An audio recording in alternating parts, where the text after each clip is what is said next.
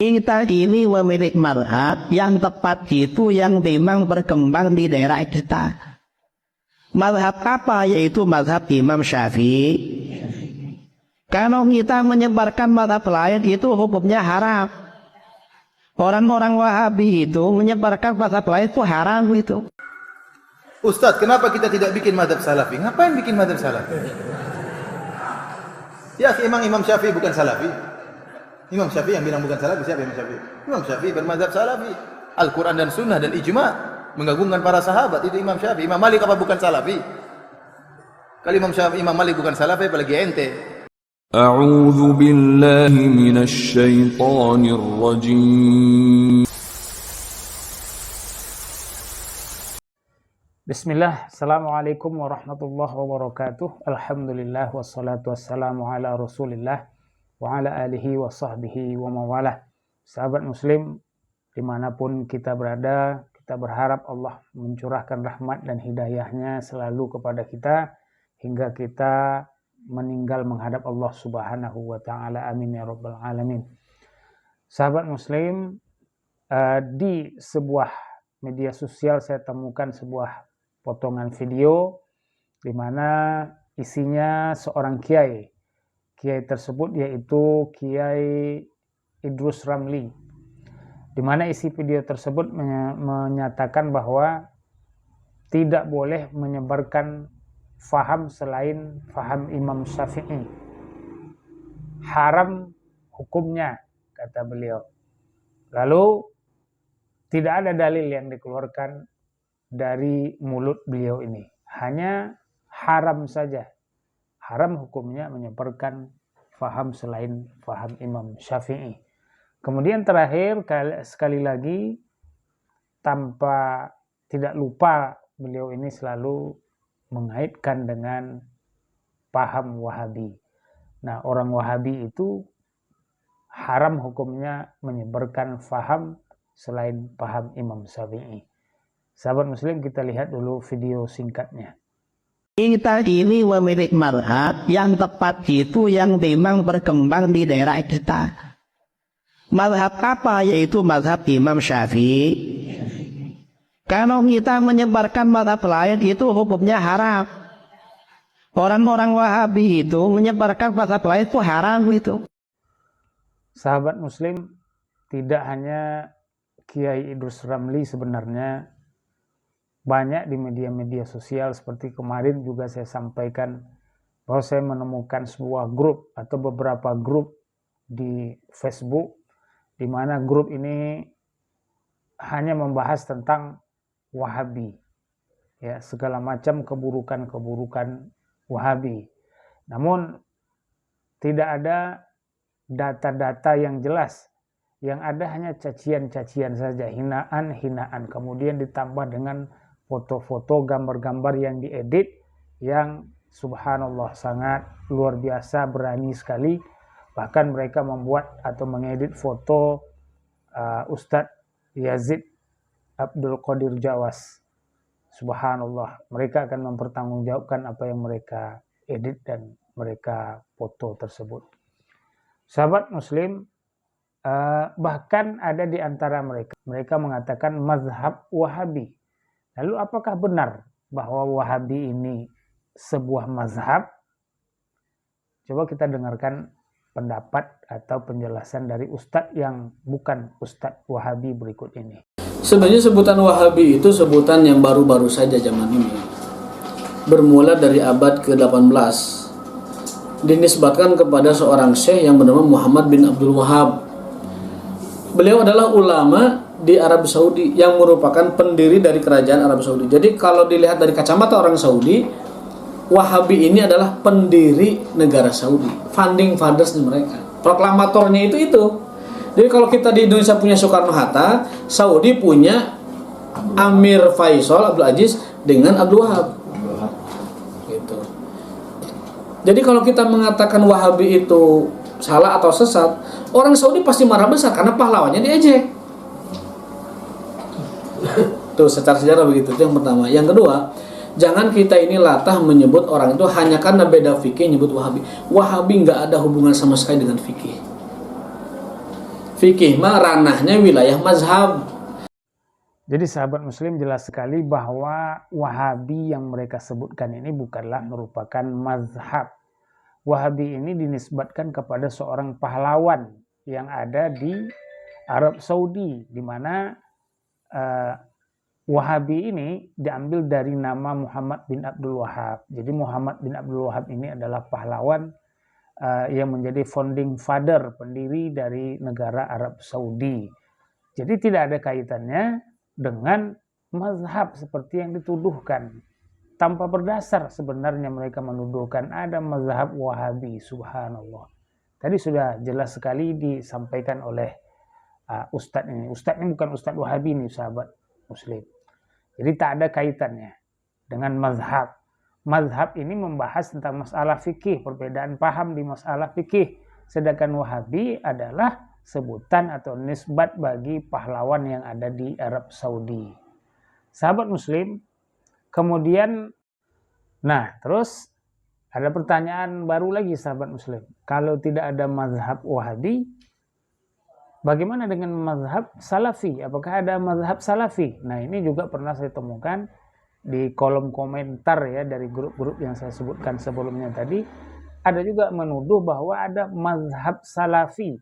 Mereka menuding di mazhab Salafi ini imam yang menjadi panutan adalah Imam Ibnu Taimiyah dan imam-imam yang lainnya. Nah, ini sebenarnya juga menjadi pertanyaan, apakah ada mazhab Salafi? Nah, untuk memperjelas pertanyaan ini mari kita dengarkan penjelasan dari Ustadz Dr. Firanda berikut ini. Ustadz, kenapa kita tidak bikin mazhab Salafi? Ngapain bikin mazhab Salafi? Ya, Imam Syafi'i bukan Salafi. Imam Syafi'i yang bilang bukan Salafi, siapa Imam Syafi'i? Imam Syafi'i bermazhab Salafi. Al-Quran dan Sunnah dan Ijma' mengagungkan para sahabat, itu Imam Syafi'i. Imam Malik apa bukan Salafi? Kalau Imam Malik bukan Salafi, apalagi ente. Imam Syafi'i itu Salafi, Imam Malik juga Salafi, semuanya mazhab Salafi. Tapi ada perbedaan. Ya. Semuanya sama, tujuannya sama. Memahami Al-Quran dan Sunnah dengan pemahaman para salaf, dengan pemahaman para sahabat. Abu Hanifah berusaha memahami agama dengan pemahaman Ibnu Mas'ud radhiyallahu anhu. Imam Syafi'i Malik berusaha memahami dalil dengan pemahaman para sahabat yang ada di kota Madinah. Terjadi khilaf, itu biasa. Maka jangan ente bikin lagi mazhab apa? Mazhab Salafi. Enggak ada mazhab Salafi. Yang jadi salafinya siapa ente? Sahabat muslim semua, lalu timbul lagi pertanyaan yang baru. Nah, ini sebenarnya banyak pertanyaan. Apakah orang Salafi itu punya mazhab atau mengikuti satu mazhab? Ya, ternyata memang orang Salafi itu mengikuti mazhab. Akan tetapi bedanya Salafi dengan yang bukan, orang yang disebutkan Wahabi atau Salafi itu tidak fanatik kepada satu mazhab. Nah, kita umpamanya kenal dengan 4 mazhab. Mazhab Maliki, Hanafi, Hambali, Syafi'i contohnya. Jadi orang salaf itu tetap mengikuti mazhab, tetapi tidak fanatik kepada salah satu dari 4 mazhab tadi.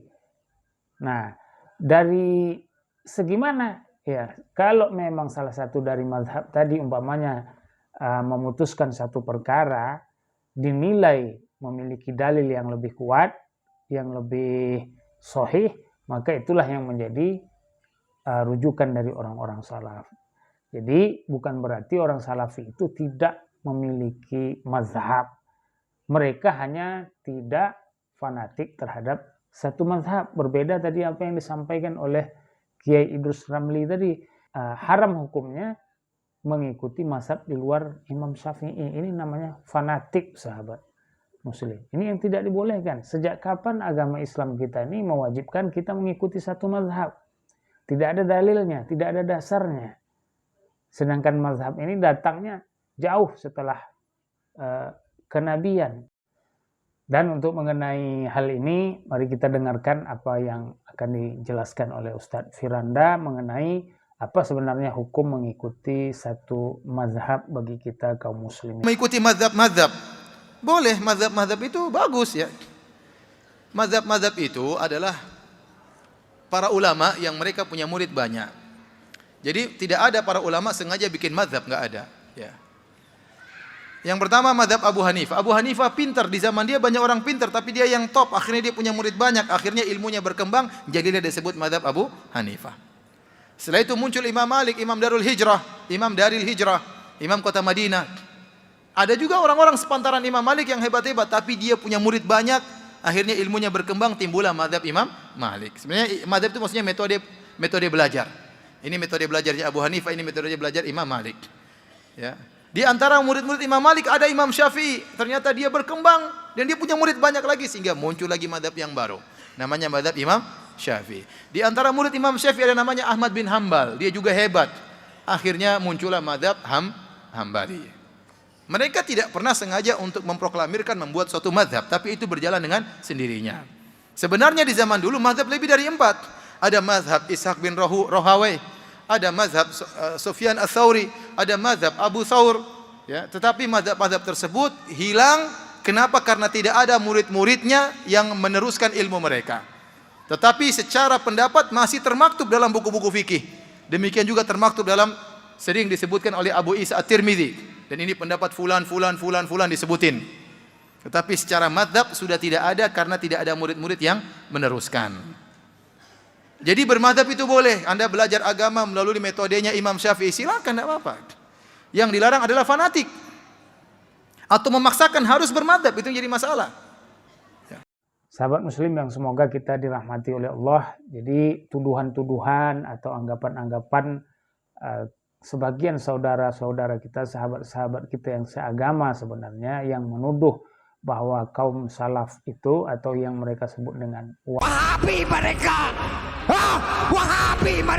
Wahabi itu adalah merupakan mazhab Wahabi, atau juga ada yang mengatakan mazhab Salafi. Ini tidak benar, sahabat muslim. Orang salaf atau orang Wahabi yang kalian sebutkan itu adalah orang-orang yang juga mengikuti mazhab, akan tetapi tidak fanatik kepada satu mazhab, contohnya mazhab Imam Syafi'i, tidak. Kemudian karena kita tidak ada kewajiban atau dalil yang mendasari wajibnya kita untuk mengikuti satu mazhab, maka tidak ada kewajiban bagi kita untuk mengikuti satu mazhab saja. Kita boleh memakai mazhab siapa saja. Ya, kita boleh mengikuti mazhab dari 4 mazhab tadi itu. Kemudian kita perhatikan dalil yang dibawakan oleh masing-masing mazhab. Mana yang lebih kuat, mana yang lebih sahih, itulah yang akan kita amalkan, sahabat muslim. Jadi anggapan tadi sudah jelas, dijelaskan oleh ustadz-ustadz seperti yang saya tampilkan di video tadi. Semoga video ini membawa atau memberikan manfaat bagi kita yang menyaksikannya, dan semoga kita dijaga oleh Allah ukhuwah antara kita sesama muslim, baik di Indonesia maupun di dunia. Wallahu a'lam bishawab. Mohon maaf atas segala kesalahan dan kekurangan. Wassalamualaikum warahmatullahi wabarakatuh.